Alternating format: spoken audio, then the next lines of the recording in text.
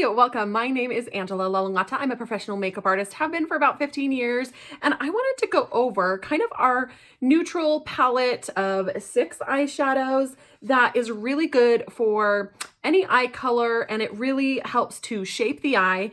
And what I love about this palette is it's magnetic, and it actually comes with a really large mirror, and you can fit a ton of different eyeshadows. So you can slide it, you can see that it's magnetic, and you can customize it. So you can put in any of our blushes, any of the eyeshadows, multiple of any eyeshadow colors, and powders, contours, all those things. So what I'm gonna do is, one of my favorite things is to use an eye primer that has color in it. Because when you do that, you don't have to use a primer and then a concealer.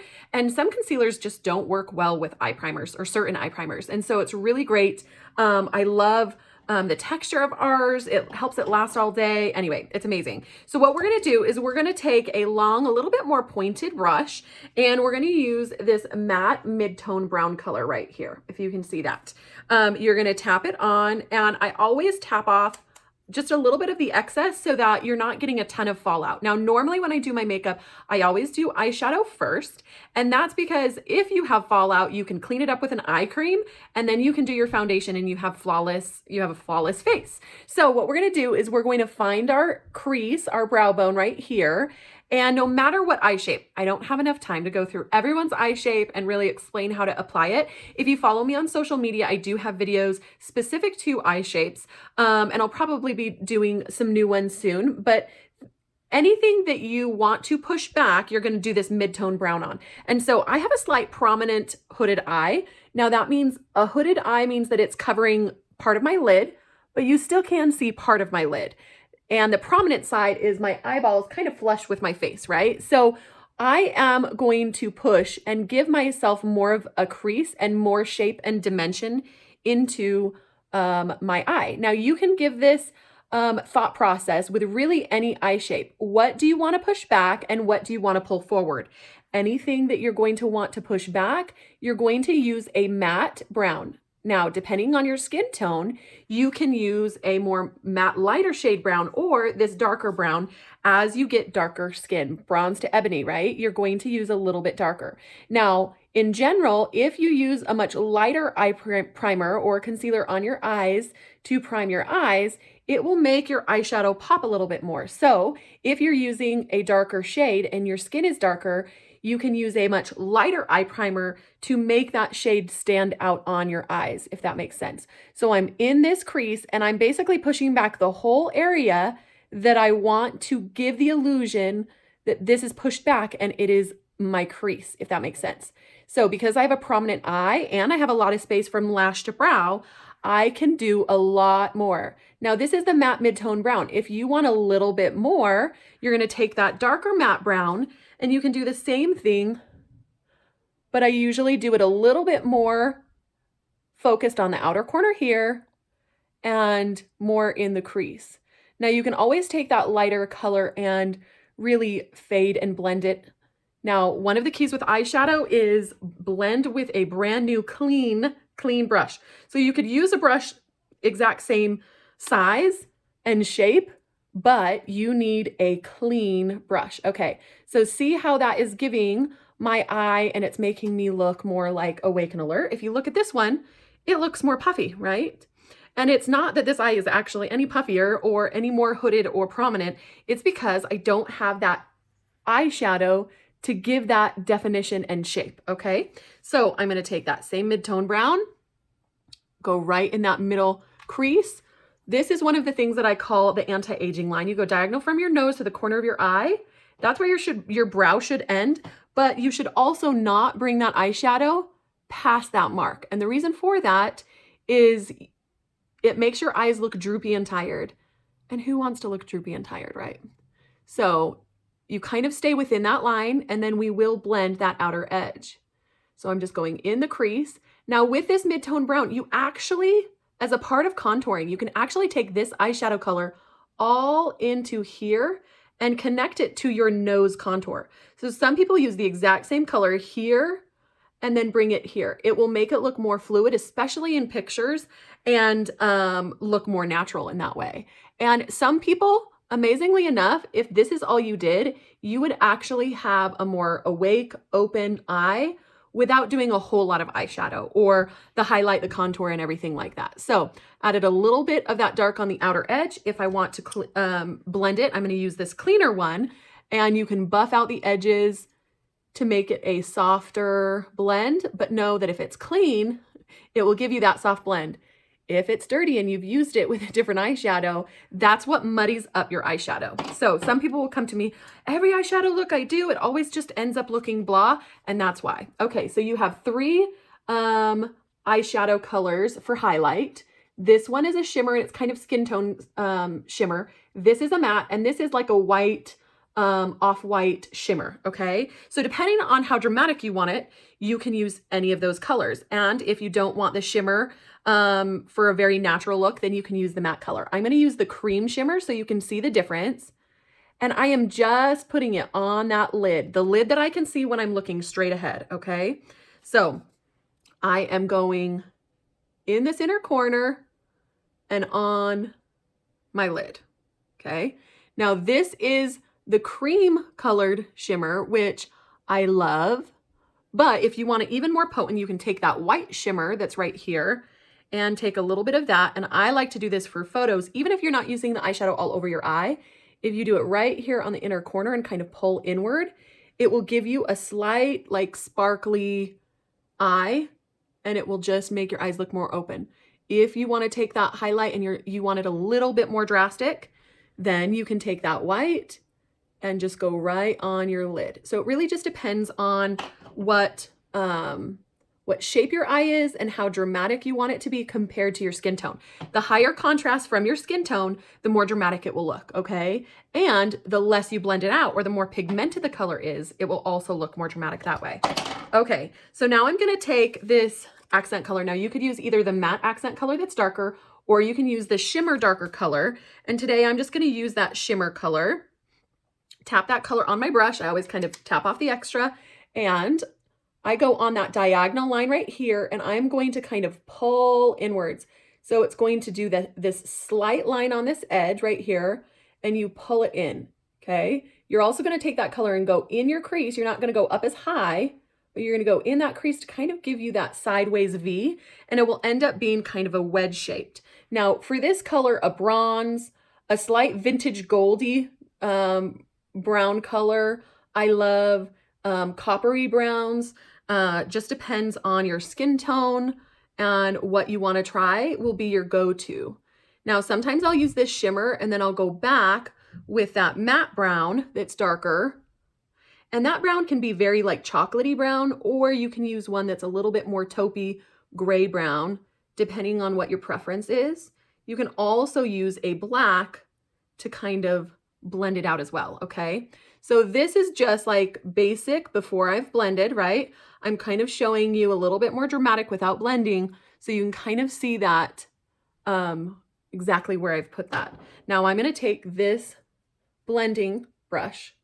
Now, if you don't have a dry cleaning sponge, it's like a wiry cleaning sponge, it really helps blend, and you don't have to clean your brush every time. And it can keep it so that if you're going in between colors, you can just rub it on that dry sponge and you can clean it off, which is awesome. Okay, see how I'm just kind of going over the edge, and on the top, I'm going down and in to blend it, so I'm not like blending completely out of that line.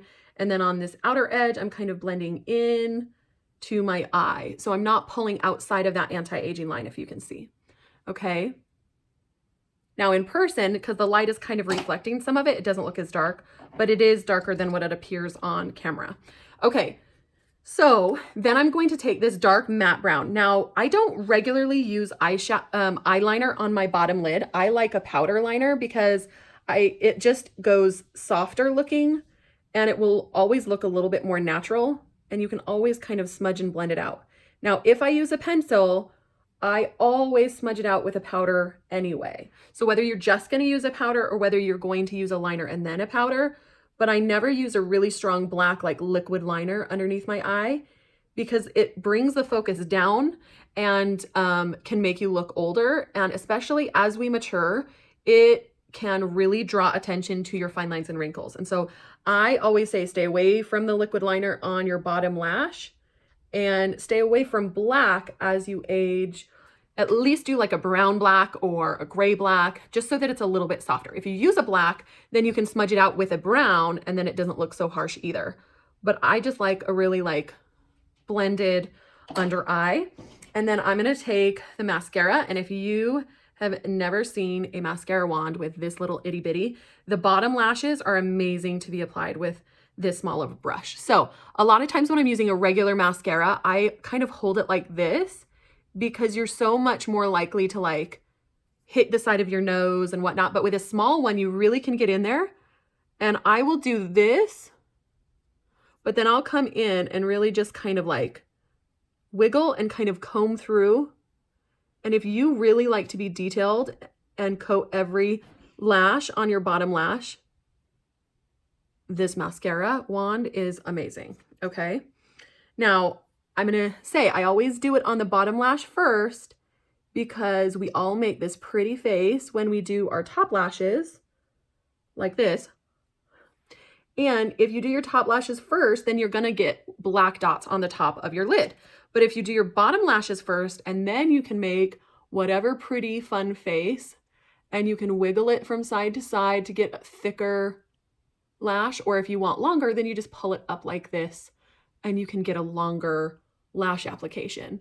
If you want both, and you deserve both, just do one, let it dry, and then do the other. Okay, so that is basic makeup application that if I want like every day, these colors are my go-to because they are going to look good on any eyeshadow, any eye color, and it looks amazing. Next up, I'm going to show you lashes. Now, normally I would do an eyeliner just above my lash line if I'm not doing lashes. So I would smudge the same accent color up above, which I still can. I can pull this same brush. It's short and a little bit stiffer. And I'm going to just smudge along my lash line to get that liner. Or I can use a pencil liner, either way. But when I'm going to do lashes, I don't really need to do it because I'm going to do my magnetic lashes that already have a liquid wand. So cute lashes with our logo. And these are a fuller lash, but not crazy, crazy long. So this is the B28 style, and I am just going to pull them off, and I will show you. One of the first things that you need to do with lashes is measure it to see if you need to trim them first. So I'm taking them, I can lay it on top, and you can see that I don't really need to trim them. Most lashes I don't need to trim, but I'll tell you what, most people don't have as big of eyes as I do, and so most people do need to trim them. So you always want to shake up your liner so that the magnetic liquid powder and stuff, it doesn't like dry to the bottom. You can see that it's a little bit thicker, even though it's a really thin wand. I always tap it off to kind of slide off the extra. And then I am going to start usually in the middle of my lid. I'm going to go out to the outer corner, and then I take whatever I have left and come on the inner side. Now, whatever makes sense to you and is easiest for you, you can totally do it that way. Some people need to hold their lid. I used to, I don't anymore. But if you need to hold, you know, your eyelid like this to straighten it, you totally can. I start in the middle because I want the thickest part of the liner, which is the first place that I place it, to be in the center, not on the outer edge and not on the inner edge. So that's why I start in the middle and then kind of go out to the outer edge. And then I come with the excess and come on that middle first half, right like that. And if you struggle with this specific wand, it's a little bit stiff, but a little bit flexible. And I really like it for application. But if it is just not your jam, you can always get a different like angled brush. And you can actually use this liner. You grab it like this, and then you can use a different like liner that's a little bit stiffer or like angled like this. And then you can apply your liner like that. And some people prefer that way so that they can make a straighter line. What you're going to do is you're going to let that sit and you're going to let it dry for about a minute or two. Now, once we've waited a minute or two, then we can apply the lashes, and I'll be right back. Okay, one of the things that I didn't talk about is you should have already trimmed it. You always trim to the very next magnet so there's no extra lash just kind of flopping there. The other thing that you want to do to make sure that your liner is dry is you touch it, and as long as no black comes off on your finger, then you know that it's dry, okay? So I am gonna take this lash, and you can either grab in the center and push straight on. You can grab on the outer edge and kind of wrap from the inner edge to the outer edge, or you can wrap from the outer edge to the inner edge. There's no wrong way. It just kind of depends on what your preference is. So I am going to show you, see how it kind of wanted to connect right there, all on its own. You grab it and push into the liner. And you do that all the way across. And then I pinch my lash into the fake lash. And that's what makes that space that's there, if you have any, make it look more natural because there's not that gap there. And then I always kind of like brush up like that. So just as easy as kind of lay, grab, and then push, make sure. Now, the only time that you ever have any issues is either the lash is a little bit too long, which is why it's kind of bending and coming off and you have it like too far on the inner corner. But the other thing is you just didn't push good enough into the liner. And so sometimes if I'm doing lives and I'm like just doing it really quick, I might not have like pushed the center in or the outer edge in, and that's only every time. But like you can see, that is, I'm only grabbing the fake lash. I can grab really hard. So anyway, it's really easy and you can have any style, super natural or super dramatic, and I think you'll absolutely love them. Have a great day.